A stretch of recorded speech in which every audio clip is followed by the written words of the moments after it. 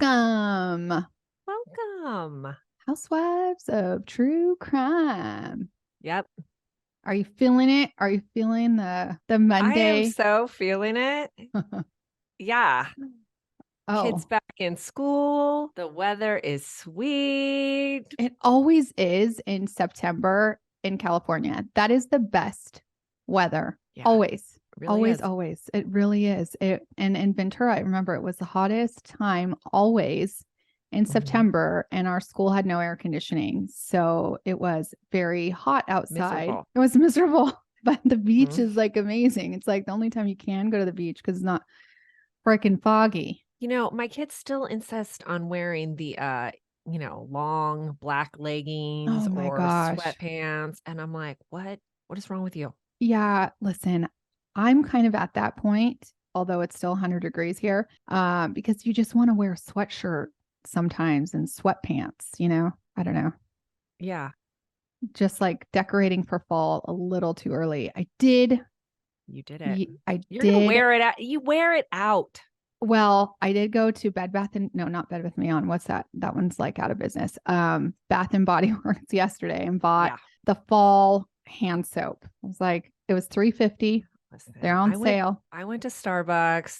Oh, you They got were a like, latte? "Oh my God, do you know that we have the pumpkin spice?" I'm like, "No, don't try to pumpkin spice me Yet. before September, I know. okay? I Stop it." know. I know. Well, okay. Today is actually Labor Day Mm-hmm. that this comes out. So happy Labor Day, everybody Who labors? who labors. Yeah. We're still working. Mm-hmm. We're still laboring. Anyways, anything fun happened to you this last few days? Well, I'm just the perpetual taxi. I know you can Mm-hmm. relate to that. I can. And something funny happened that involves you because, the other day we were talking on the phone about the Crime Con because we talk a lot about Crime Con lately, Yes, you guys, right? if you're going, come see us. Yes. Orlando, September 22nd, which is my son's birthday. I will be missing his birthday for the first time in 10 years. Well, I am flying home on my girls' birthdays Yeah, so we have kids that are all born right around the right same there. exact So, yeah, days. it is. Yeah. It is what it is. Anywho, apparently some little ears were listening to our conversation. Ruby June. Oh, of So course. I'm putting her to bed and she's like, "Mom, I've got to ask you something. I heard you talking about Crime Con. Are you going to go see something about crime?" And she was like so excited and she waited all day till she got me alone to like To ask ask me you, about it. Yeah. does she know you do a crime podcast? Not really. Oh my God, girl, that is so funny. I think she's kind of picturing it like there's a scene in this movie Despicable Me where they Yeah, like the characters like go to like an underground crime convention. I'm like, it's not that cool. but it is. But I will have a booth. She was like, Yes. "You will?" Oh It's my like, gosh, that is so. sure thing, little girl. you're like, you're like, I actually do something. Although I don't know if I ever told anybody this, but my daughter's school had this thing where the teacher wanted people to come and talk about their businesses. And so I was like, Kyla, let me come and talk about the podcast. And she was like, hell to the No. no. You are not coming and talking about your podcast to my friends. I was like, I think they would think it's the coolest thing. Yeah, no. It doesn't go over well. Saying that you talk about crime. Yeah, sometimes it doesn't. People think you're dark. I know, but it's not, I mean, know it it's is, but not. it's I not. know. We But get it. um I did try youth group. Remember, I took my son to youth group Oh yeah. last night. How did Okay. how did that go? Tab thinks that she is going to, if you don't listen to Patreon, that she is going to get those kids of hers to be grateful, Mhm. good people, the straight and Kind. arrow, Yeah. kind, because they need some Jesus intervention. I think they need to know that there is something more than themselves out there. And so, and then also on top of that, my son needs to meet friends because he goes to school a little further away from our house. And so he always complains that his brother has more friends because my one son goes to school locally and then the other one doesn't. So I'm in this predicament where one has like a shit ton of friends and the other one has like one. And so I thought, well, what better way to go to youth group? And a friend of mine, son, goes there. So I get there and it is, Gretchen, it is one of those big churches. Okay. Yeah. Hoorah. And it's even got like a Starbucks. I don't know if it's a Starbucks, but it's like similar to the Starbucks in there. And it's got, I mean, all these kids, hundreds of kids running around. They're eating pizza and having candy. And it looks like I wish I was a kid. Okay. Yeah. I mean, I was like, this is my jam, man. I would have died to have a church like this and a youth group this cool, but not for my son. Right. Like he is. That's too much stimulation. Too much. And then what I didn't realize, because I thought they just like played and learned about Jesus through like more playtime, but they take them into an auditorium and they sit them there and they like sing Jesus songs. And it was a bust, man. I felt so sad because I really wanted something, but I didn't want to burst your bubble. But, you know, I think, yes. And I also don't think that is going to save your children. I don't think it can hurt them. Right. But I think we do a lot of stories that involve churches that you forgot about. I do not think it's that kind of church, but you know what I'm saying? I do think that there is somewhere for him. It just might not be that big one. You know what I'm saying? Well, we started chess club. That sounds more like his jam. Maybe look for a chess club. Yeah, I think that might be it. All right. Are you ready to get into this week's case? Yes, I am. Okay. If you haven't yet, you guys, please follow us so you could get our podcast every single week. It usually is a little plus button if you listen on Apple. Also, if you want to subscribe and get more content, every single Thursday we do another episode. Usually it is just current events and talking more about what's going on in our lives. And then once a month, we do an extra bonus crime, which Gretchen did 2 weeks ago. And it was a good one, you guys, on what do you call him? Like a Dexter imposter. A copycat. Yeah, that's what it's called. So check us out, please. That's a really good way to support us. We would really appreciate it. Okay, and let's get into today's case. Okay, this week's episode is brought to us by listener Kim Santiago. Thanks, thank Kim. You, Kim. I have actually lightly been following this case because I, like you guys know, am a game show nut. And, we didn't talk about this, but we did on Patreon that Mr. Bob Barker passed away just over a week ago. So rest in peace, Bob. But I thought it was a good one, this case, because it has a game show element to it. So that is why I thought this week we should cover this one. We're headed to Quincy, Illinois. I've never heard of it, probably because it's a small town.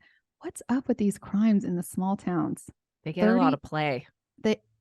Yeah, well, maybe that's why, because there's like nothing else going on. So like the news or like somebody died in New York City. Yeah, and somebody else died the same day. It's like not a big deal. Every 5 minutes, right? Somebody dies in Quincy. Big deal. Be talking about it. Yeah. True. Okay, so Quincy has a population of 39,000 as of 2020 census. It's known as the Gem City. Gem, like beautiful. It's on the border of Missouri and Illinois, and it's closer to St. Louis, Missouri than it is to Chicago, Illinois. Every time I think of Illinois, I think of just Chicago, which sits all the way on the top, but Quincy is further south. You know, I would just like to say that you've gotten so much better at geography since we started doing this podcast.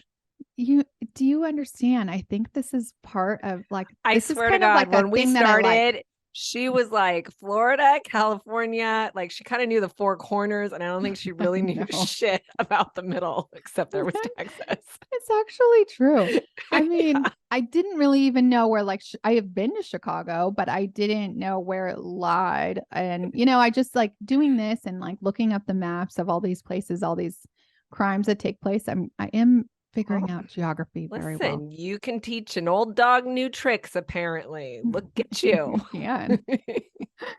All right. So there's a lot of young professionals that live there. It is a really good place for families. Tim and Becky Bliefnick actually met in college in Quincy at Quincy University, where Tim was the town all-star football player. He was hot damn. I mean, he was a little younger than Becky, but he got the All-American Award. That's pretty sexy. And later in life, he would actually be inducted into the school's Sports Hall of Fame. Becky, well, she was a real disco biscuit, beautiful with lots of brains. She was a valedictorian at her high school in Quincy before attending Quincy University. She would get her degree in biology and minor in chemistry. I mean, that is not where you or I were. No, those ever are smart headed. kid classes. Those are not where we were taking our classes. Yeah, she probably knows a lot of geography. Smart. Maybe, but more science. She probably knows where Mesopotamia is. Mesothelioma. No, that, what is it called? That town? It's here in Texas. And somebody just, they were like, oh, I was in, what's it called? What's that town called that you were like, you did a case on? You don't remember? No. Okay. Anyways, all of you from Texas are screaming it out right now. Okay. Anyways, so these two, they were really like the perfect couple. You have the handsome jock and the beauty with brains. You could see how they instantly fell for each other. After college, Becky took a job as a pharmaceutical sales rep, and she was real successful. Don't you think that's like the dream job after college? I've never known a pharmaceutical rep that wasn't hot. Totally right. So true. They're always hot. They just like take doctors to lunch. I think it's a requirement. Yeah, I think it Don't is. hate on us. I mean, we know, me too, all that shit. But like, it's just. Well, I have a guy friend. It just is the way it is. Pharmaceutical reps are hot. I also have a guy friend that is a pharmaceutical rep, and he's also, Brent. Oh, yeah. Maybe he's medical sales, but same difference. Very, very handsome guy, Yeah. Yeah. And listen, dudes like to be around hot dudes. Makes them feel cool. It does. Yeah, it does. Yeah. Yeah. This guy spends a lot of time working out, maybe more time working out than taking doctors to lunch. Yeah. Mm-hmm. All right. Tim, from what I read, was also into sales. The two moved around a bit, even living in the big town of Chicago for a stint. But when they decided to marry in 2009 and settle down with some kids, they jumped out of the big city life and right back to the quaint little suburb of Quincy. Becky would take a step back from her career and raise the kids, and Tim would continue to be the breadwinner. I did read somewhere, Gretchen, that he was a manure salesman, which I don't know if you recall any other manure salesmen. I do. Scott Peterson. Are you going to make some dig about Scott Peterson? Maybe in a minute. However, I didn't see where he was a shit salesman. I just read that he worked for a company called Quincy Farms in business development. And actually, it's a pretty cool company. They take recycled waste and keep it out of the landfill. So, I mean, I think anything to keep things out of the landfill and recycle them is a really cool place to live or place to work, even if it is selling shit. But yes, Scratchy, I don't know if it's coincidental that somebody said that he sold manure like Scott Peterson. All right, back to Tim instead of Scott. He would keep on working while Becky took a bit of time off, like I said, to have kids. But Becky really had a love for the medical field, like was her calling. So she went back to nursing school where she would get her nursing degree from Blessing Ryman College, graduating summa cum laude, and even delivering her third child during her senior year. Bitch. Which she only missed one day of school. I mean, bananas. Yeah, She bananas. was a badass and a badass nurse. She even was a traveling nurse during COVID. I mean, this woman was a real standout in society. But by 2021, and probably even before, things were not as great as they once were for these two. It seemed like time had taken a toll on their marriage, and neither Becky or Tim were happy. So in February 2021, Tim filed for divorce. Now, divorce is never easy for anyone, but these two, whoa. I mean, they were not making it easy for themselves. Or maybe it was Tim. Tim was not making it easy on Becky. He ended up moving out of their home and getting a house just a mile away, but he was pretty bitter about it. The two would go back and forth in the courts trying to settle for custody and money for more than 2 years. It was a lot of like tit for tat shit, you know? Like from the looks of it, Becky just wanted to be done with it. Like, give me my fair share, Tim. You can have the boys 50-50. But Tim, he was like, I don't want to cough up any money for Becky. And I want 60-40. That's like the tit for tat shit. Like 60-40. Come on, dude. But I think a lot of you listening and a lot of like people we probably know, it's pretty common in divorces to have this kind of stupid shit, right? Like, Yes, you do see it. The divorce thing is tricky. And sadly, you do see a lot of people who seem to hate their former spouse more than they love their children. yes, Because this that's is true. definitely how they prioritize the duking it out. Yeah. Yeah. And I Yeah. will 60 tell 40 you says to me that he wants to tell all the, friends, well, that he got I more got custody. 60, that he got more. I Yeah. know. Like, what a fucker. Mm-hmm. And when this happens, it takes a long time to actually finalize a divorce. And that's why some divorces take years. Some divorces can take under a year if people are just, nice. They could take a month. They could take a week. A week. Wow. With Katie children. Holmes, Tom Cruise. Yep. True. Yep. Did She you, got out of that shit in a week. by the way, I read somewhere, and I don't know if it's a true story, Morning Glory, but that he's getting out of Scientology. Did you No, read this? he's not. Yes, Oh, no. All of my fake news. Scientology sources. Fake news, Oh, people. yeah, I thought it was fake news, but it would have been good because supposedly he was going to go see Suri, but Suri is about ready to Lies. graduate high school. So You don't want to see him? I don't think so. During these 2 years, both Becky and Tim seem to have moved on from their relationship aspect.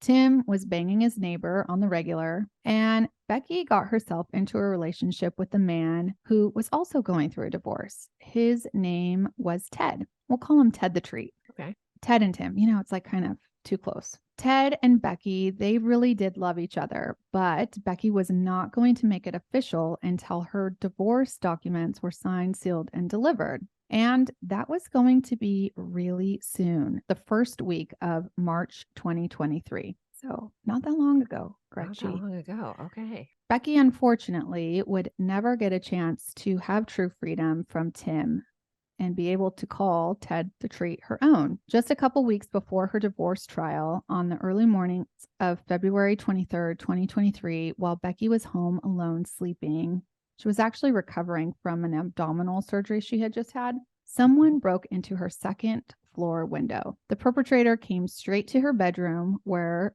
she was sleeping. Becky awoke and quickly tried to call 911, but her phone was taken and the call never actually went through. Becky ran into the bathroom where she tried to lock the door, but the man kicked in the door and shot Becky 14 times. He would leave Becky laying on the floor in a pool of blood to die, and he exited through the front door, not even bothering to close it behind him. It was brutal and sad. But just hours later, at 6:41, Ted texted Becky with a quick good morning. And of course, he got no reply. And then again, a little later, about an hour later, he texts, "Hey, hope you had a good night's sleep last night." And again, no reply. So he sent one last text at 12 o'clock saying, "Marco," with a question mark. And of course, Becky wasn't replying because she was not alive. It feels like Ted didn't think that through because, I'm imagined, given that you gave it away with the whole Scott Peterson thing, that he's guilty AF. And are you saying Scott Peterson is guilty? No, I'm saying that's a popular opinion. Oh, okay. But aren't they going to? And the nature of their relationship has been so volatile and tense that aren't they going to see like all the like 300 texts before that said like, go fuck yourself, Becky. I want my 60%. And then all of a sudden he says, good morning. No, that's Ted the Treat. You lost. Ted the Treat was saying that, not Tim, her boyfriend. Well, call me stupid. It's okay. Sorry. That's why I told you it's Ted and Tim. It's too close. Okay. The names are a little confusing, so I'll just call him Ted the Treat. Well, Becky, and I call him that because my mother-in-law, she dated a Ted, and that's what they called him, which I think is kind of funny. The tree. Always boring. Yeah. So while Becky spent the last night of her life in torment, Tim had been home with the kids. You see, he had them for a couple of days since Becky had that surgery. For him, the morning was just like the last. He took the kids to school, then went to work. The kids were supposed to go to Becky's that day. So when Becky's dad got a call from Tim saying the school called him to pick up the kids because Becky never showed up, there were some red flags. It wasn't like Becky to be a no-show on her kids. She was like a super, super, super devoted mom. So Becky's dad calls Becky up and he gets no answer. So he drives to the house where he would unfortunately be forced to find his beautiful daughter lying lifeless on her bathroom floor, riddled with bullets. Terrible. He didn't bring his cell phone, so he ran next door as quick as he could to call 911. And when officers arrived, they quickly noticed that there was a break-in through the upstairs child's bedroom window. The window looked like it was pried open with some sort of tool. A large footprint was found just below the windowsill. Becky's phone was lying behind her bedroom door, probably thrown after she called 911. And Becky had some defensive wounds on her arms, and like I said, 14 bullets, and there were bullet casings also left behind, but no gun. So this was a pretty ravenous kill, and police knew right away that someone wanted Becky dead. It was no robbery, right? Right. And it wasn't very hard for the cops to find the limited suspects. I mean, we have Ted the Treat, maybe Ted's estranged wife, and Tim the Tool Man Taylor. Right. Just kidding. Just Tim the Tool Man. I'll call him. Ted was looked Tim the Tool. Yeah, Tim the Tool. That's what I should call him. Yeah. Ted was looked at and dismissed pretty quickly, but Tim, well, a lot was going to come out about Tim pretty quickly. First, the All-American football player, dad of the year, youth football coach, Christian church-going man may not be all that he's cracked up to be. Oh, are you saying church doesn't save your soul? Well, I'm pretty sure he might save your soul, but it doesn't stop you from committing violent acts, crimes, right? Being an asshole. Yeah. Okay. Just maybe note that. Okay. You are so anti right now. She must have had something happen recently. Immediately when Becky's sister, Sarah Riley, was told about Becky, she remembered a text that Becky had sent her right when Tim filed for divorce back in 2021. The text read, "If something ever happens to me, make sure the number one person of interest is Tim. I am putting this in writing that I'm fearful he will somehow harm me." Sarah also knew before anyone that the two were planning on divorce, as she was not only Becky's sister, but she was also her best friend. Sometime actually in 2020, Becky told Sarah that her and Tim were going to get divorced. And I suspect it may have been around the time that Tim went on a famous game show called Family Feud. Ooh. If you have not heard yet Tim's clip of this infamous moment on national television, let me play it for you now. What's the biggest mistake you made at your wedding? Honey, I love you, but said I do. Not my mistake. I love my wife. I'm going to get in trouble for that, aren't I? Yeah. Okay, so I actually think, by the way, Gretchen, that was on the board. I think really? It was like number 2. Yes. But it's probably not a good thing to say prior to your wife being murdered. Well, yeah, I'm curious who he was on Family Feud with. I know his wife wasn't with him. Isn't that weird?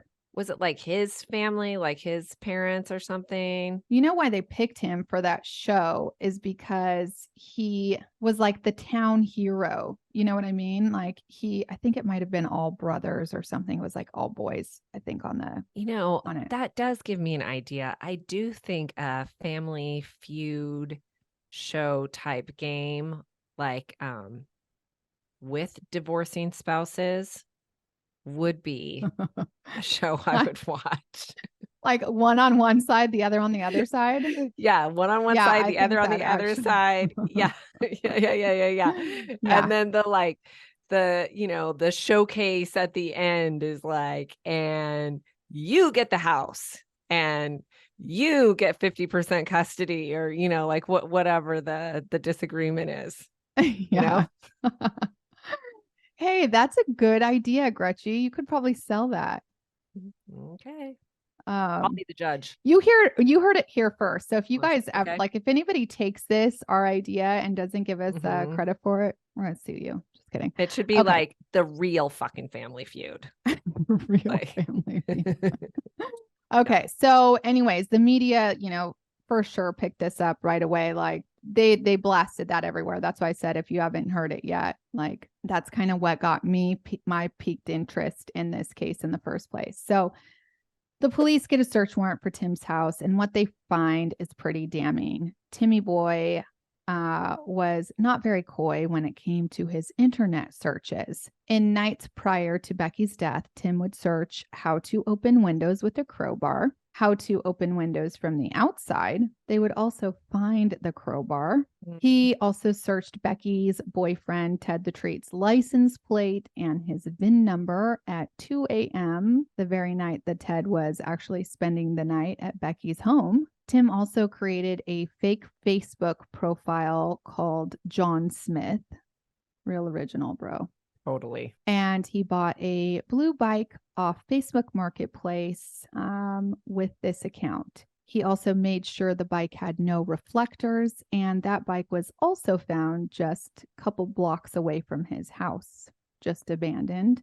Now, you're probably wondering what the heck Tim wanted with this bike with no reflectors for. And Becky's neighbor actually held the key to that mystery. Becky's neighbor had a security camera, and it picked up a person riding this bike with no reflectors on it in the wee hours of like very early in the morning, middle of the night, midnight. Often on multiple occasions, he couldn't really see the person. You could just see like a bike, like in the dark riding back and forth.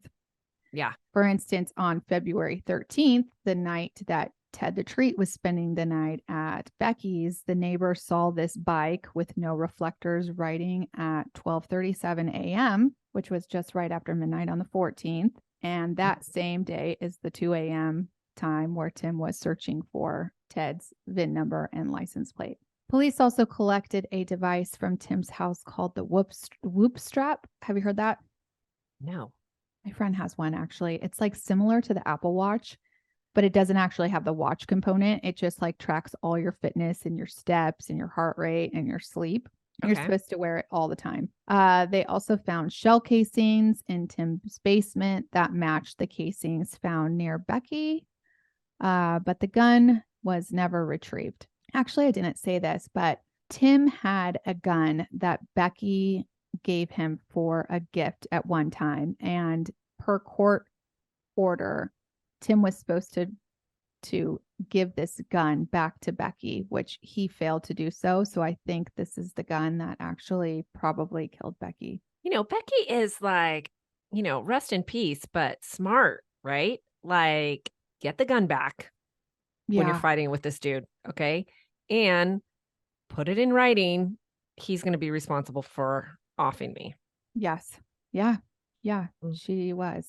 So with the electronic data, the neighbor's security footage, the shell casings, the friend's testimonial, it was not hard to piece together a case against Tim Bliefnick. He was arrested only 12 days after Becky's death on March 1st, 2023. The truth of the story is that Tim filed for divorce from Becky, and then he terrorized her to the point where she was fearful. She was fearful of Tim, but she also feared for her sons and their safety around Tim's father. At one point, Becky tried to get a restraining order for herself against Tim and for her kids against Tim's dad. She didn't want them to have unsupervised visits, which the morning of Becky's death, he was seen taking a basketball hoop over to his dad's house, which kind of like puts into perspective, like he was going to have his dad watch his kids, So Yeah.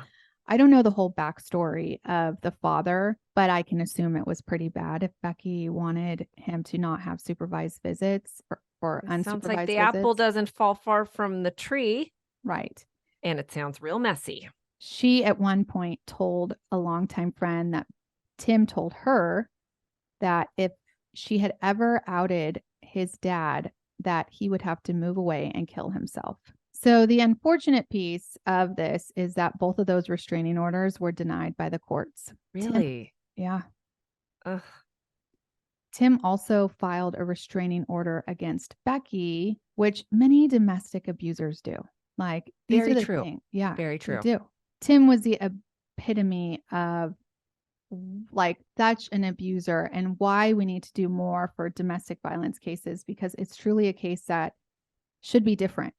Like, Becky should still be here. As time went on, trying to settle custody and money, Tim was adamant that he did not want to give Becky a dime. And Becky even told an old coworker that she had ran into at TJ Maxx that Tim told her he would kill her before she got any of his money. Becky was really scared, but Becky also saw the value her children had having a father in their lives. So she just put up with Tim's bullshit. Yeah. The other thing is Becky's hands were kind of tied, right? Because you can't just like take your kids and run, or you're kidnapping them. So the system is flawed. So as the trial for final custody and spousal support was arriving, Tim couldn't fathom actually having to give Becky any money, and she was seeking a little less than $500,000 in 50-50 custody of her kids. Also, because I'm sure he's just a narcissistic fuck. After he bought the bike on Facebook Marketplace, he just would stalk her. He also bought that on Facebook Marketplace using a fake name, but also still using his own phone, which is Rookie mistake. Yeah. He oftentimes would get on that bike and ride to Becky's house in the middle of the night just to spy on her. His house was just over a mile away, and nights he would go and just take off his whoop strap. That's when, like, that device that like is like an Apple Watch. Every night that they see him on the camera, his whoop strap would be off, his phone would be off.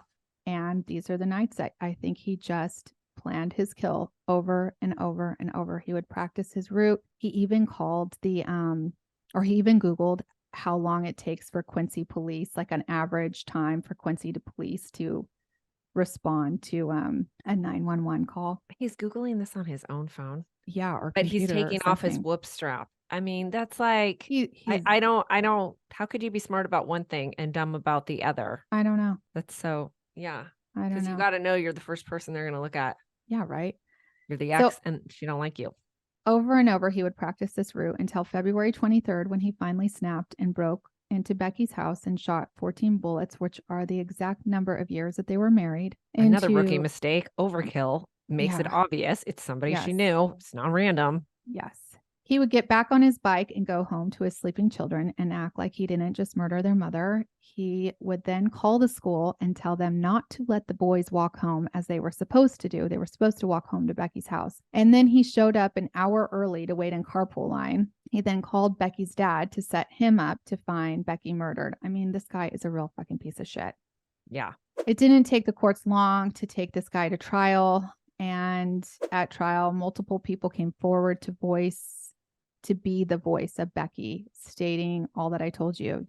She even told some of her friends that he pushed her in front of her children. He punched holes into his walls at his home. She was fearful that she needed to change the locks as soon as he left the house. She even told one of her friends that the only way the boys would ever choose him over her was if she was eliminated. She feared the man that she once loved, and for good reason. The other thing I didn't bring up is that his looks really changed. Like, this COVID years really took a toll on him. During their marital years, he was like clean cut, clean shaven, even when he was on Family Feud, like good looking guy. But when they arrested him, he had this long, scraggly hair and like not shaven, looked like he hadn't taken a shower in weeks. He looked gross. And it also didn't take long for the jury to find him guilty. He was found guilty on June 1st, 2023. So it really, I mean, I think this is the fastest case of murder that I've ever seen. Yeah. During his sentencing trial, which was just a couple weeks ago on August 11th, the victims were able to stand in front of Timothy and state the impact of his crime and what it had done to them and his children. And Sarah, Becky's sister, had one of the best victim impact statements that I have ever heard. He was sentenced to life in prison without parole. I think he actually got a couple life sentences, and the judge spared him like no mercy. He was like, you stalked your victim. You planned this out over and over. His attorney, oh my God, she was like so awful. She had to get up right before the sentencing and try to like plea for him to have a lighter sentence, right? And she gets up there and she was like, if my son was Tim and was an all-American, I would be proud of him. And if my son had a job, I would be proud of him. If my son did all these things before February 23rd, I would be so proud. I'm like, girl, those things are all for naught. Yeah. Like, I can't be proud at all of that guy from before that, because, you know, if he was acting this way after their divorce, who knows what kind of person he was to her That when led they were up married. to it. Yeah. Yeah. Yeah. Yeah. Monster. Yeah. So anyways, I am going to play a little bit of Becky's sister's statement at the very, very end of our podcast. So if you want to hear it, you can keep listening. But I just think it was very powerful. So I just want to like leave you guys with that. But that's the story. So who's taking care of the kids now? Her sister? Yeah. Mm-hmm. Yeah. Yeah.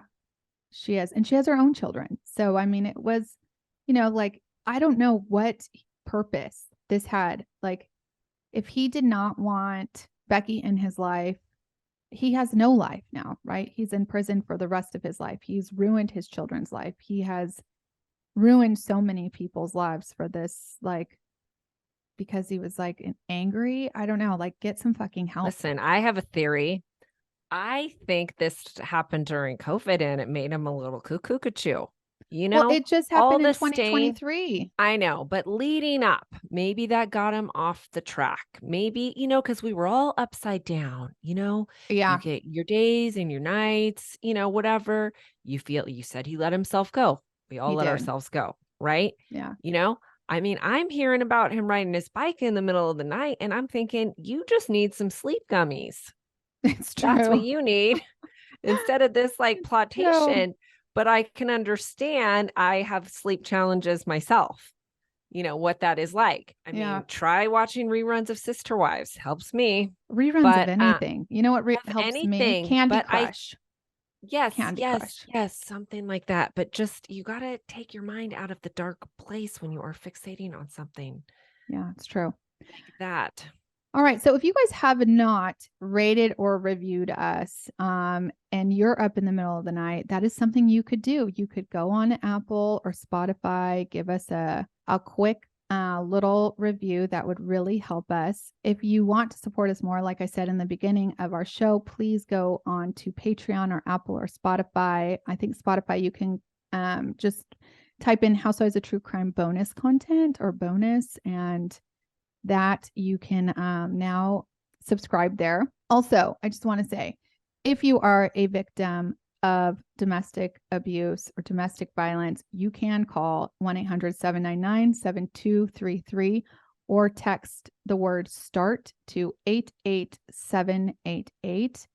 There's also a lot of local domestic violence shelters and helplines. My daughter and I do a lot of work with a few of them here in Texas, and there is a way that you can hide from your abuser, you can get help, and they will help you through all of it, because it's a really scary thing to try to leave somebody that's an abuser. I know. And so please, please, please get help. I also like to point out that those hotlines are not just for people that are being abused. If you have a friend who you suspect is going on, it's a touchy subject. It's something Tab and I have both been through. And so they can help you navigate that. Yes, exactly. We definitely have been through that. And I even went with a friend at one point to one of those meetings to try to figure out how to get her help, because it is a very scary time. Just like you see, like when you leave an abuser, that is the scariest time. That is when they fucking snap. So it is definitely in your best interest to do it with support from people that know how to do it. So anyways, thank you all for listening until Thursday for our bonus people. And then next Monday, happy Labor Day. And I will now leave you with a little bit of Becky's sister's statement. Clink, clink. Clink, clink. We should not be standing here today. We should not be delivering this statement. We should not be living in a world where a crime like this is possible. We should not have to suffer a life without Becky. Becky was robbed of her life in the most hateful, cowardly, and cruel way. Her boys were robbed of a loving and devoted mother. I was robbed of my sister and best friend. My parents were robbed of their daughter, and as a parent myself, I cannot imagine a greater torture. Becky was a niece, an aunt, and a cousin, a friend, a colleague, and a caregiver. All those who love her carry a heavy heartache in the wake of this tragedy.